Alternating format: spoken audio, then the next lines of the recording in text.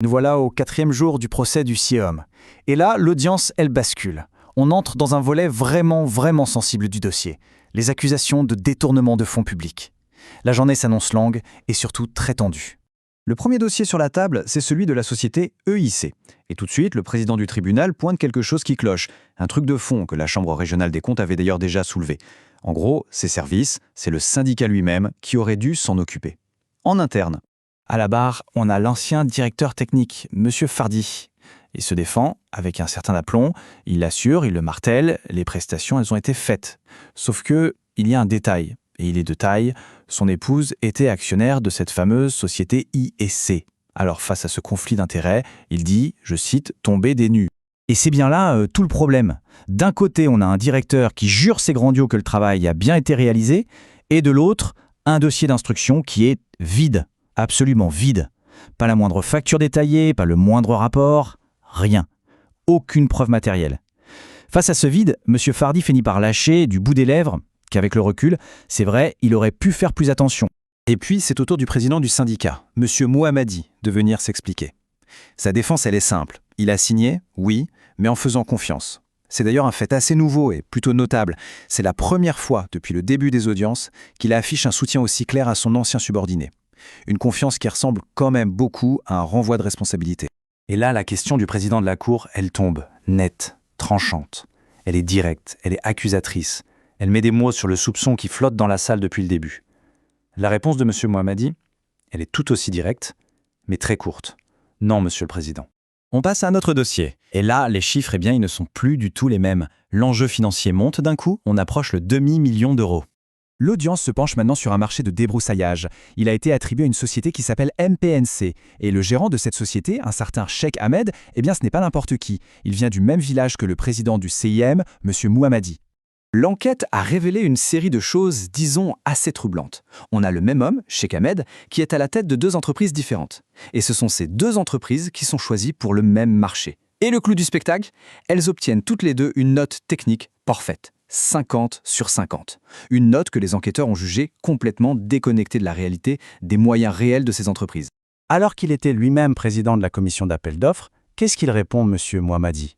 Encore une fois, il plaide l'ignorance. Il assure qu'il ne savait pas. Il ne savait pas que les 2 sociétés qui ont gagné étaient en fait dirigées par la même personne. Et là, on commence à voir un schéma se dessiner. Un schéma qui va devenir une constante dans ce procès. C'est une sorte de partie de ping-pong. La responsabilité est sans cesse renvoyée de l'un à l'autre. Le président dit « Moi, je ne fais que signer ». Le directeur technique, lui, répond « La décision finale, c'est celle du président ». Au final, personne ne semble vraiment décider et surtout, personne n'assume. La tension, elle monte encore. Le chiffre qui s'affiche maintenant est vertigineux. Plus d'1 million d'euros. On s'attaque au plus gros dossier de la journée. Au centre des débats, il y a des travaux d'évacuation d'eau confiés à la société MCTP. Un contrat qui, à l'origine, était bien plus petit. Mais il a été reconduit, encore et encore, bon de commande après bon de commande, jusqu'à dépasser le 1 million d'euros. Le tout sans jamais relancer de nouvel appel d'offres, ce qui était pourtant une obligation légale. Face à l'évidence des chiffres, face à la répétition des irrégularités, M. Mohammadi, il est bien obligé de concéder quelque chose. Il lâche ce mot « erreur ». Mais cette explication, elle ne passe pas du tout auprès de la Cour. Pas du tout. Visiblement agacé, le président du tribunal rappelle à M. Mohammadi ses autres fonctions, notamment à la Chambre de commerce. En clair, ce n'est pas un débutant, il connaît les procédures. L'argument de l'ignorance, de l'erreur répétée, ça ne tient plus la route. On interroge ensuite le directeur de cabinet. C'est lui qui a signé 3 bons de commande le même jour pour la même chose. Sa réaction? Il se dit étonné. La réponse du président de la Cour est immédiate et cinglante. Il donne un nom très cru à cette pratique.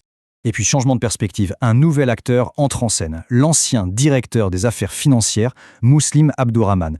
Lui aussi poursuivi pour complicité, et son témoignage y va donner un éclairage vraiment intéressant sur le fonctionnement interne du syndicat. Sa défense, au début, elle nous rappelle quelque chose qu'on a déjà entendu.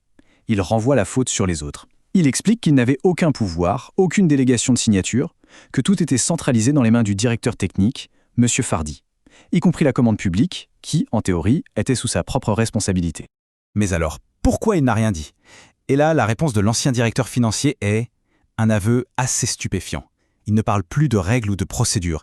Il parle d'autre chose, d'un problème plus profond qui semblait ronger toute l'institution. Il le dit lui-même, un manque de courage managérial. Et quand on lui demande comment M. Mohammadi est arrivé à la présidence du syndicat, sa réponse est très courte. Une phrase qui dresse un portrait pour le moins désabusé du système politique local. En fin de journée, le tribunal va tenter une dernière chose pour essayer de faire bouger les lignes.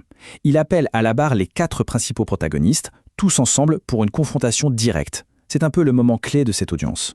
Mais le résultat, c'est une impasse totale.